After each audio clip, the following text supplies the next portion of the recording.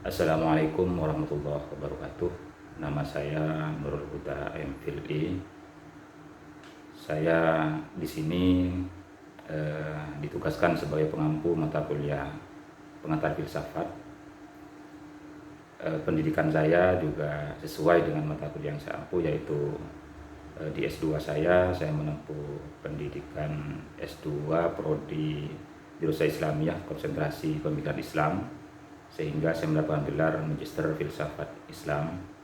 Kemudian hari ini saya juga masih menempuh jenjang S3 Ilmu Filsafat di Universitas Gadjah Mada, Yogyakarta.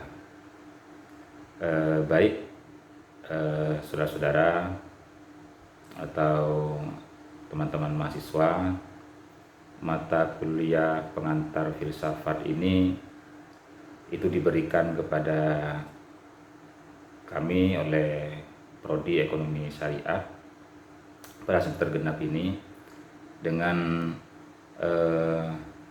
standar capaian pembelajaran atau CPL, itu bagaimana nanti mahasiswa mampu menghargai keanekaragaman budaya, pandangan, agama, kepercayaan, dan pendapat orisinal orang lain, serta bertanggung jawab atas pekerjaan di bidang keahlian secara mandiri. Nah, untuk capaian mata kuliah ini sendiri diharapkan mahasiswa itu mampu memahami dasar-dasar filsafat, mampu menjelaskan sistematika filsafat, mampu menjelaskan karakteristik pemikiran filsafat sejak era Yunani hingga modern. Jadi selama jenjang atau babakan sejarah dari lahirnya filsafat era Yunani, kemudian pada abad pertengahan pasca skolastik, kemudian juga tidak lupa nanti akan juga mempelajari filsafat Renaissance hingga modern. Kemudian mahasiswa diharapkan juga mampu menganalisis kedudukan atau karakteristik pemikiran masing-masing abad, mulai dari abad pertengahan, Renaissance hingga abad modern. Jadi tipologinya bagaimana, karakteristik atau karakteristik pemikirannya itu bagaimana, kenapa ini menjadi babakan dalam sejarah filsafat. Kemudian terakhir, mahasiswa diharapkan mampu menganalisis kedudukan dan jaringan fungsional atau karakteristik antara filsafat, terutama juga perbedaannya dengan agama. Mungkin juga nanti ditambah dengan ilmu pengetahuan. Rencananya mata kuliah ini akan ditempuh dalam sesuai dengan RPS yang sudah saya edarkan. Itu akan menghabiskan pertemuan hingga pertemuan ke-16 UAS, dimulai dari materi pertama tentang dasar-dasar filsafat, hingga yang terakhir nanti kita akan membahas tentang kedudukan filsafat di antara ilmu pengetahuan dan agama, atau dan jaringan fungsional di antara ketiganya. Nah, untuk pertemuan yang pertama ini materinya adalah dasar-dasar filsafat, yang di sini sesuai dengan yang di RPS. Silakan dibuka RPS-nya. Itu ada materi pengertian filsafat, dari pengertian yang secara bahasa dan istilah. Kemudian juga ruang lingkup filsafat. Jadi filsafat itu membahas apa saja. Lebih detailnya nanti ada objek formal dan material. Kemudian karakteristik pemikiran filsafat itu seperti apa. Jadi jelas di sini diharapkan mahasiswa itu mampu memahami apa itu filsafat dan karakteristik pemikirannya itu juga seperti apa. Nah, untuk itu kita langsung saja masuk kepada materi pertama, yaitu konsep dasar filsafat. Kita mulai dari pengertian filsafat dulu. Secara etimologis atau secara bahasa, filsafat itu adalah dari bahasa Yunani, yaitu philein dan sophia. Tentu mahasiswa mungkin sebagian sudah mendengar, mungkin sebagian juga tidak mendengar ya istilah filsafat itu seperti apa, atau yang mendengar mungkin juga hanya bisa meraba-raba pengertiannya. Dan ini berasal dari bahasa Yunani, itu philein and sophia, atau philos sophos kalau bahasa Latinnya. Artinya bahasa filsafat ini sudah dikenal jauh sebelum filsafat ini disatukan menjadi istilah filsafat. Jadi ada dua kata, dan dua kata ini sudah menjadi bahasa yang umum digunakan di era Yunani kuno. Yang pertama philein yang artinya suka atau cinta, sedangkan sophia artinya kebijaksanaan. Jadi secara sederhana kalau kita mengacu kepada arti masing-masing kata dalam filsafat itu, maka filsafat itu adalah bisa diartikan sebagai cinta kebijaksanaan. Kemudian kita juga perlu tahu bahwa bijaksana dalam tradisi filsafat itu tidak sama dengan bijaksana dalam tradisi kita hari ini. Jadi yang disebut bijaksana itu adalah orang-orang yang memiliki pengetahuan yang baik atau berilmu, atau dalam hal itu orang yang dianggap mungkin bahasa kita, bahasa agama itu mungkin alim ya. Jadi orang yang pinter, pandai, punya kecakapan dalam bidang keilmuan, itu dulu disebut bijaksana. Nah, sehingga filsafat itu cinta kebijaksanaan itu sama padanan katanya itu cinta terhadap ilmu pengetahuan kalau di era sekarang. Jadi orang ilmuwan, kemudian sebelum ada istilah filsuf, sebelum ada istilah orang-orang yang mungkin dianggap alim pada era itu, berilmu, maka itu sebutan bagi orang-orang seperti itu dulu adalah bijaksana, atau yang disebut dengan sophia, sophos dalam bahasa Latin. Jadi saya ulang bahwa cinta kebijaksanaan itu adalah cinta pada ilmu itu sendiri. Nah, secara bahasa, secara istilah, filsafat itu bisa kita bedakan dalam arti informal, dalam arti formal. Karena filsafat itu identik dengan aktivitas pemikiran manusia atau nalar manusia, maka filsafat itu secara informal juga sudah ada sejak manusia itu ada. Jadi manusia itu sudah berpikir sejak manusia sempurna itu ada.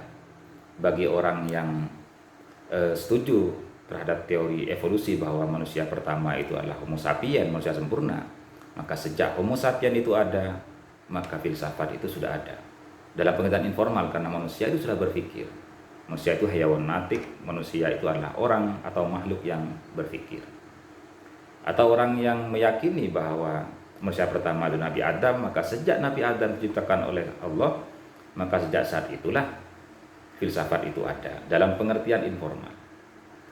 Jadi berupa apa saja filsafat dalam pengertian informal itu? Di sini sebagaimana slide yang sudah saya buat, bisa dilihat filsafat adalah sekumpulan sikap dan kepercayaan terhadap kehidupan dan alam yang biasanya diterima secara tidak kritis. Jadi apapun nalar manusia, mungkin juga yang hari ini kita bedakan antara mitos yang bersifat irasional atau informasi-informasi yang bisa diverifikasi yang disebut dengan ilmu pengetahuan, itu dulu tidak ada bedanya. Jadi itu disebut sebagai sebagai filsafat dalam arti informal. Jadi apapun sikap, keyakinan, kepercayaan terhadap kehidupan ini, baik itu yang dianggap mitos dulu, atau mungkin juga keyakinan agama-agama non abrahamik ya, atau agama-agama lokal, adat seterusnya, keyakinan-keyakinan lokal, kepercayaan-kepercayaan yang belum terbentuk agama secara resmi, itu bisa disebut sebagai sudah disebut berpikir filsafat, karena semua itu lahir dari nalar manusia. Jadi misalnya tentang keyakinan terhadap ruh, animisme, dinamisme, itu kan hasil dari evolusi pemikiran manusia, mulai dari yang pertama membedakan hidup dan mati.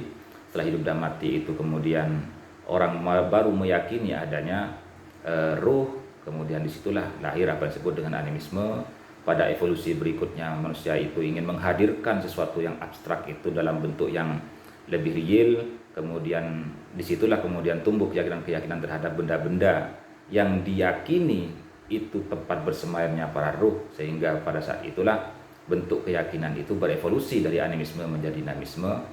Kemudian setelah struktur kehidupan masyarakat itu berkembang sedemikian maju, tercipta suatu peradaban, ada kerajaan dan seterusnya, maka asumsi dasar terhadap atau gambaran deskripsi manusia terhadap apa yang dia yakini sebagai makhluk adikodrati itu kemudian juga menyesuaikan dengan tingkat berpikir manusia, sehingga disitulah kemudian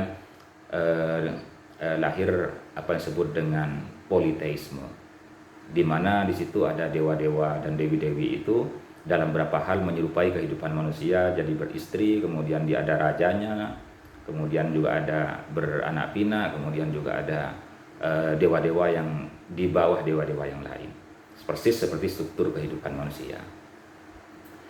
Itu yang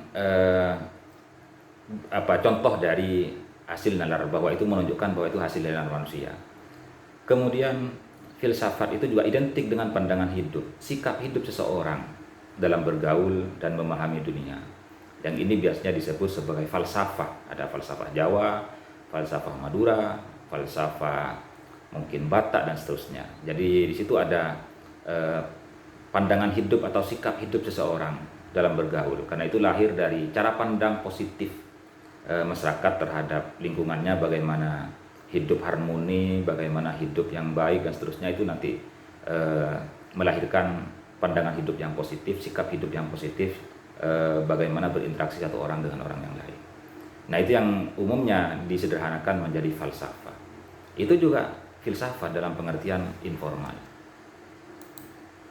Kemudian dalam arti formal, secara resmi, tadi yang tidak resmi itu sudah ada sejak manusia itu ada, karena manusia itu berpikir. Maka dalam pengertian informal ini membatasi bahwa tidak semua apa yang disebut nalar manusia itu bisa dikatakan sebagai berfilsafat.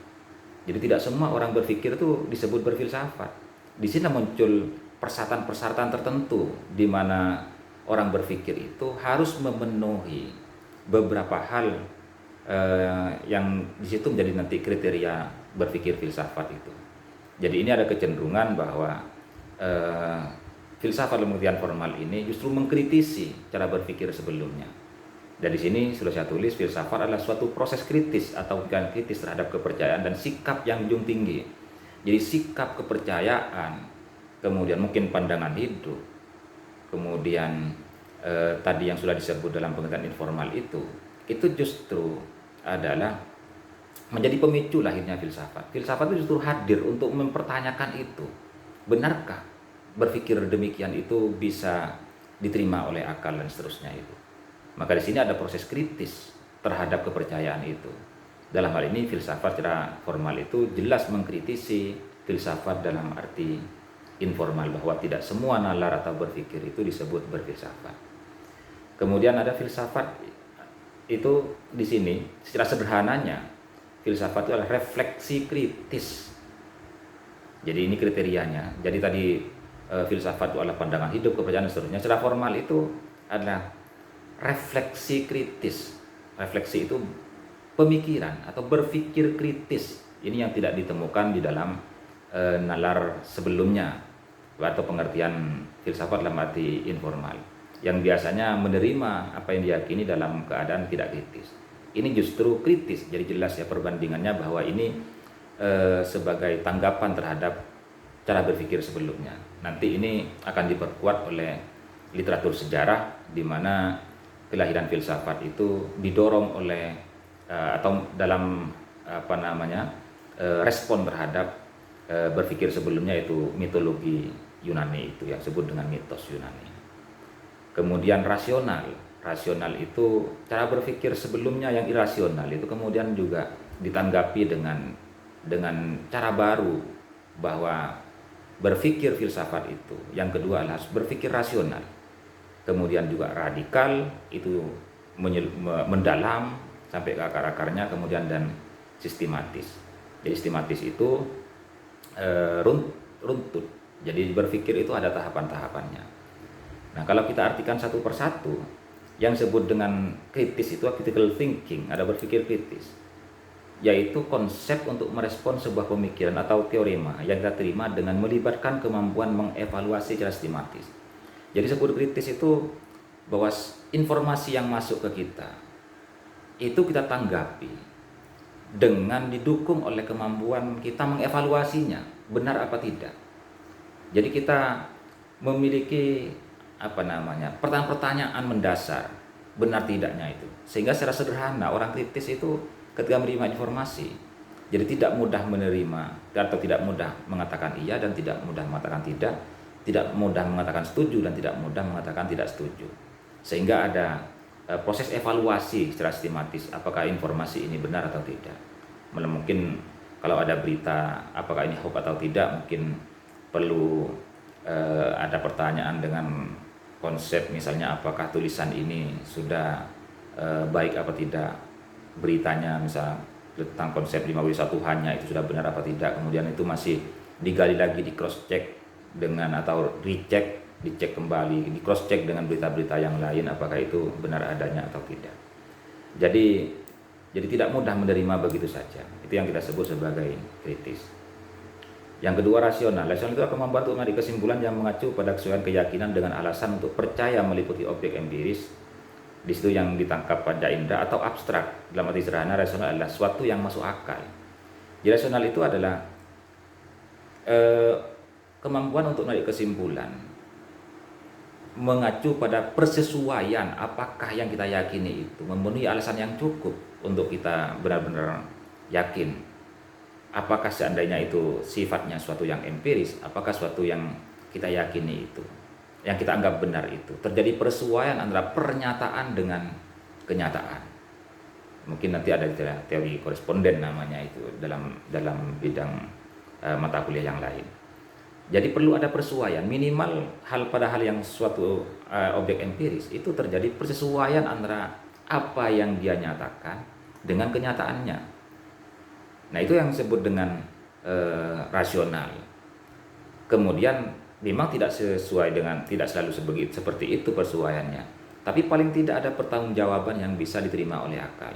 Ada objek-objek abstrak apa yang kita yakini.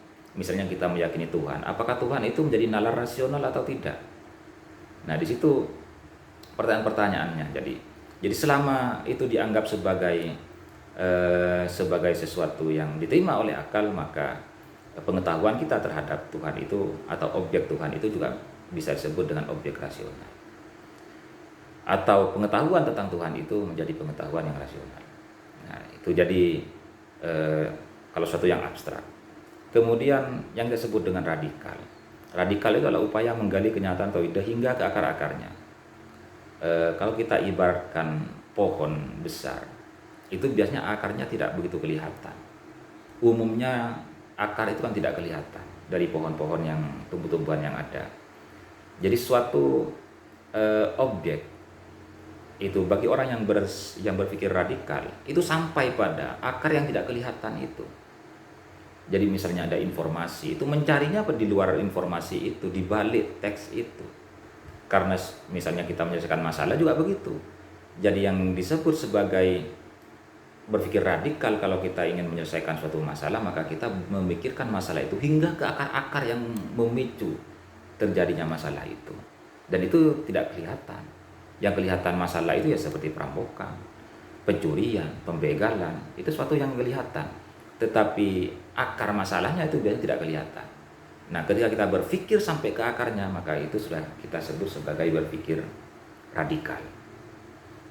Kemudian yang terakhir adalah sistematis. Jadi sistematis itu runtun. Jadi sesuai dengan urutan-urutannya. Sehingga yang sistematis di sini itu harus memenuhi 3 hal dalam filsafat itu. Jadi runtun itu pertama, yang disebut berpikir runtun itu pertama, pemikiran tentang objek itu harus mempertanyakan apakah objek itu. Jadi ada pertanyaan apakah yang disebut dengan ontologi. Upaya untuk mencari jawaban terhadap pertanyaan apakah objek itu, maka itu disebut dengan berpikir ontologis. Suatu contoh, kita menjadikan manusia sebagai objek filsafat. Maka pertanyaan mendasar yang harus diungkapkan di sini adalah apakah manusia itu. Sehingga upaya untuk mencari jawaban terhadap pertanyaan itu, maka itu disebut sebagai berpikir ontologis, nalar ontologis. Apakah ini sudah cukup? Belum. Sistematis yang kedua itu harus ada epistemologi. Berpikir berasal dari kata epistem yang artinya pengetahuan. Jadi ini mempertanyakan bagaimana objek itu hadir. Maka yang ditanyakan itu biasanya caranya dia bisa hadir itu. Jadi kalau mempertanyakan manusia, objeknya manusia, bagaimana manusia itu bisa tercipta? Bagaimana manusia itu hadir di dunia ini? Prosesnya bagaimana? Maka setiap penjelasan terhadap objek dengan menggambarkan cara tertentu bagaimana objek itu hadir. Kalau itu objeknya pengetahuan, bagaimana pengetahuan itu diperoleh, itu adalah bagian atau itu masuk dalam berpikir epistemologis. Jadi ini sistematis yang kedua. Jadi kalau manusia tadi ada pertanyaan apakah, yang kedua bagaimana manusia itu hadir. Kalau tanya pengetahuan, apakah pengetahuan itu disebut ontologis, bagaimana pengetahuan itu diperoleh, itu adalah pertanyaan epistemologis. Yang ketiga adalah aksiologis. Yang aksiologis ini adalah mempertanyakan tentang nilai. Aksios berasal dari kata aksios, yaitu nilai. Jadi nilai ini ya bisa mempertanyakan kegunaannya, baik dan buruk, karena aksios itu ada dua ya, ada etik dan estetik. Jadi kalau pertanyaan untuk apa, itu tentu suatu yang bersifat fungsional, itu atau bersifat etis dan baik dan buruk, atau berguna atau tidak berguna, benar dan salah, itu semuanya bagian dari nilai aksiologis ini. Tapi juga ada estetik. Estetik itu mempertanyakan suatu objek itu tidak mempertanyakan kegunaannya tentunya, karena ini sangat perdebatannya masih debatable apakah seni itu punya kegunaan tertentu atau tidak. Dan biasanya orang pengagum seni itu ini soal kepuasan, sehingga dalam seni itu seringkali tidak relevan mempertanyakan objek itu untuk apa. Misalnya orang beli lukisan, untuk apa beli lukisan mahal, itu tidak relevan, sering tidak relevan pertanyaannya, karena justru orang pertanyakan bagaimana nilainya itu. Jadi itu biasanya yang kita sebut sebagai estetis. Jadi ada etis, ada estetis. Itu cabang daripada aksiologi. Nanti ini akan dibahas satu persatu dalam pertemuan berikutnya. Nah, kemudian dari gambaran itu, dari pengertian itu, filsafat ini, maka objek filsafat itu sudah dapat kita tebak. Karena filsafat sebagai aktivitas berpikir dengan persyaratan seperti itu, maka tentu objek material filsafat itu apapun di dunia ini yang sejauh itu masih bisa dijangkau oleh berpikir kritis, rasional, dan seterusnya, itu masih dijangkau oleh berpikir itu, maka itu disebut objek filsafat. Jadi apapun objeknya. Dalam hal ini bisa disederhanakan, objek segala-galanya itu bisa disederhanakan menjadi tiga hal. Ada Tuhan, manusia, dan alam. Jadi selain Tuhan dan manusia itu maka disebut dengan alam. Jadi apapun yang masih bisa dipikirkan oleh manusia, maka itu adalah objek filsafat. Objek formalnya bagaimana? Karena di filsafat itu selalu benar-benar bisa dibedakan antara materi dan bentuk. Jadi ini berangkat dari pengetahuan dasar terhadap setiap hal yang objek itu memiliki dua hal yang disebut dengan bentuk dan materi. Jadi ada materinya, ada bentuknya. Bentuk ini yang memberikan penjelasan terhadap materi itu. Jadi kayu misalnya di sini bisa berbentuknya macam-macam, ada lemari, meja, dan seterusnya seperti yang kita lihat di ruang kelas itu. Nah, itu materinya mungkin saja sama, kayu. Tetapi yang bisa memberikan gambaran yang jelas bahwa itu berbeda itu adalah bentuknya. Nah, maka di sini objek itu bisa jadi sama, objek filsafat dengan objek yang lain, tapi bentuk yang dilahirkan oleh filsafat ini, yang diasumsikan oleh filsafat itu adalah bentuk yang berbeda daripada pengetahuan yang lain. Maka bentuk itu harus memenuhi unsur-unsur yang kita sebut sebagai ontologis, epistemologis, dan aksiologis. Jadi objek ketika dilihat melalui bentuk itu, maka objek itu akan strukturnya itu hampir sama nanti itu. Jadi ya, apakah objek itu, bagaimana objek itu, kemudian nilainya bagaimana atau untuk apa objek itu. Jadi yang disebut dengan objek formal itu tidak lain adalah bentuk berpikir filsafat itu sendiri yang kemudian dipakai untuk menjelaskan materi atau objek material itu. Jadi saya kira itu penyampaian singkat dari saya. Kita pertajam dalam sesi tanya jawab. Demikian, assalamualaikum warahmatullahi wabarakatuh.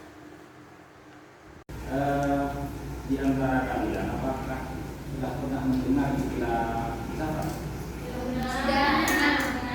Ada yang pernah, ada yang belum. Ada yang pernah, ada yang tidak, Kak. Ada yang pernah, ada yang tidak. Yang tidak ini kemana saja? Kok belum pernah? Memang belum pernah mendengar sama sekali. Yang sudah mendengar, sudah pernah dengar. Namanya saja. Oke. Bagi yang sudah pernah mendengar nama ini, yang terbayang dalam imajinasinya ketika mendengar istilah filsafat itu apa? Sebuah ilmu. Ya, masuk. Nah, filsafat itu ada ilmu filsafat memang kan? Ilmu ketuhanan. Ya. Ilmu hukum. Ada filsafat of law namanya, filsafat hukum. Kemudian apalagi yang terbayang itu pandangan hidup. Jadi filsafat itu adalah pandangan hidup. Yang lain ada yang mengembang pemikiran? Sudah? Jadi itu semua bisa sesuai. Ada pandangan hidup, ada pedoman hidup, ya kan? Dari filsafat itu disebut dengan ilmu dan seterusnya itu bagian dari ilmu, ya kan? Tapi juga filsafat ilmu itu lahir dari filsafat sebenarnya. Tapi penyebutannya hari ini ya filsafat juga bagian dari ilmu karena ilmu filsafat. Jadi ada yang menyebut itu misalnya di beberapa kampus itu ada jurusan memang ilmu filsafat karena filsafat itu memenuhi unsur-unsur untuk disebut sebagai ilmu. Nah, sekarang kita coba slide sebagaimana yang sudah saya kirim sebelumnya. Nah, pengertian filsafat.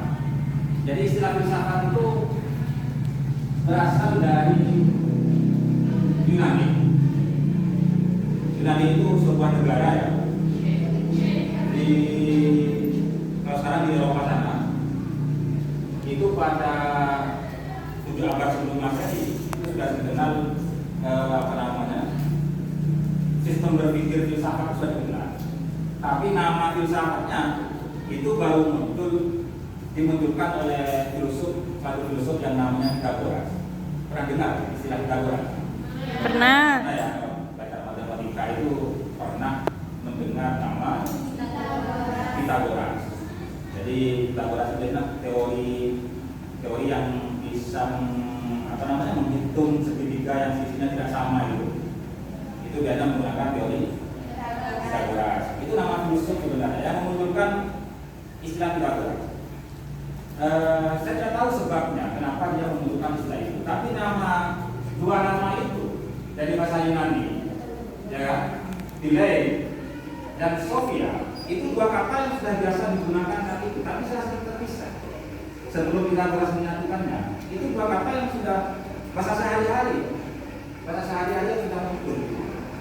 Jadi untuk menyebut cinta itu Philae, bahasa itu sudah dipakai dalam bahasa sehari-hari.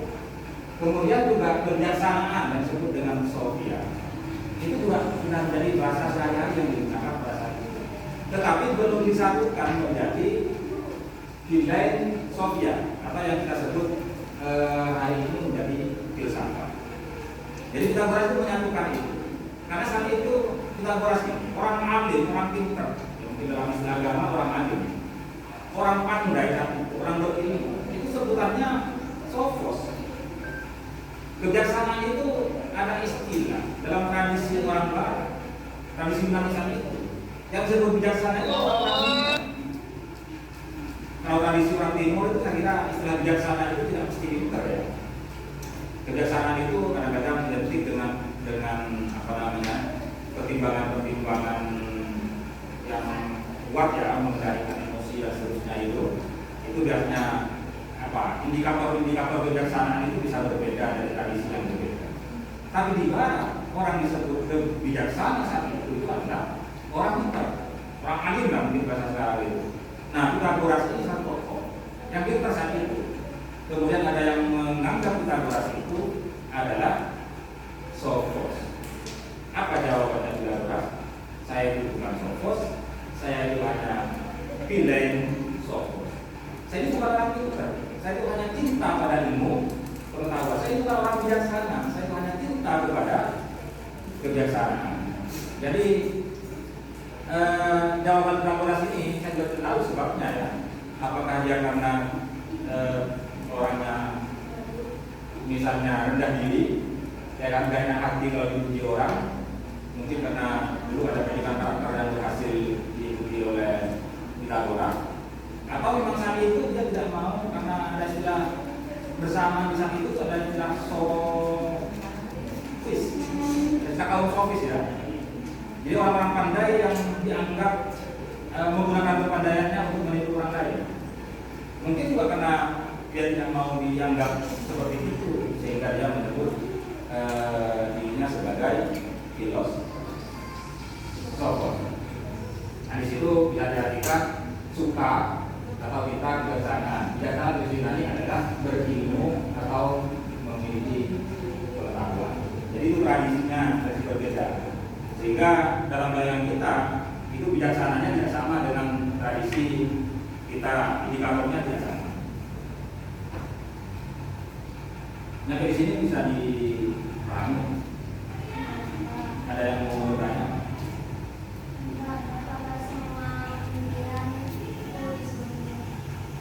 Nah jawabannya ini ada di sini. Nah filsafat dalam arti informal. Jadi pengertian filsafat itu ada dua ya, ada informal, ada formal. Jadi ada resmi, ada resminya. Kalau yang tidak resmi, filsafat adalah sekumpulan sikap dan kepercayaan terhadap kehidupan dan alam yang biasanya diterima secara aktivis.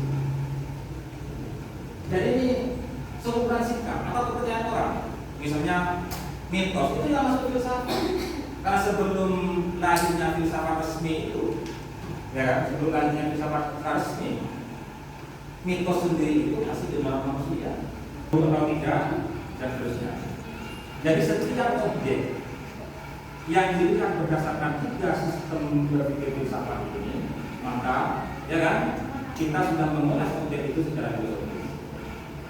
Jadi kalau kita berpikir tentang salah satu pemakanan tadi seperti Pasteur, apakah Pasteur itu bagaimana Pasteur dan untuk apa makan Pasteur itu? Maka cara kita mencari jawaban terhadap pertanyaan itu, maka kita harus disebut berpikir filsafat, maka itu bisa disebut filsafat Pasteur. Jadi kalau Tuhan, apakah Tuhan itu, bagaimana Tuhan itu ada, apa Tuhan itu, ya, itu nanti cara mengurai persoalan itu, menjadi jawaban terhadap pertanyaan itu, maka sebetulnya sudah berfilsafat, maka menurut filsafat teologi, kemudian juga yang lain-lain, filsafat manusia, filsafat antropologi, dan seterusnya. Makanya filsafat itu artinya sangat banyak. Ada filsafat ini, filsafat itu berasal dari tiga hal tadi itu.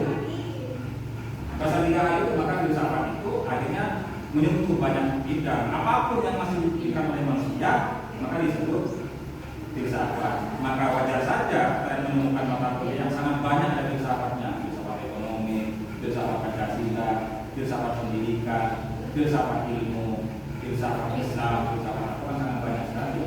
Karena memang pembahasannya ada begitu. Baik ya. Yang di sini ada apa? Coba aja cekkan gitu. Belum ada ya? Nanti akan bisa dilanjutkan di pertemuan mendatang. Baik ya. Terima kasih. Kita lanjutkan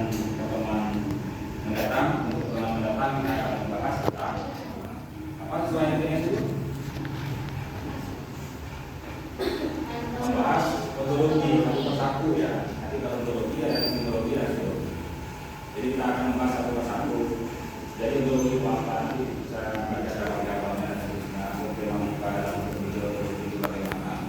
Ini nanti diharapkan juga selesai ketika kami di satu persatu, kita itu tidak merasa bahwa kita paling benar dunia ini.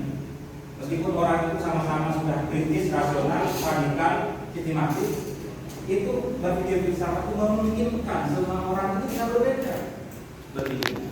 Sehingga berpikir filsafat ini itu tidak bisa kalau mengklaim diri sebagai manusia paling benar di muka bumi ini. Karena orang berpikir tidak bisa berbeda. Nanti problematika berpikir ontologi, filosofi itu akan berbeda-beda. Dan itu menunjukkan bahwa manusia, ya, meskipun dengan sistem berpikir yang sama, menggunakan sistem berpikir filsafat, hasilnya juga bisa berbeda-beda. Oke, tadi demikian. Assalamualaikum warahmatullahi wabarakatuh. Waalaikumsalam warahmatullahi wabarakatuh.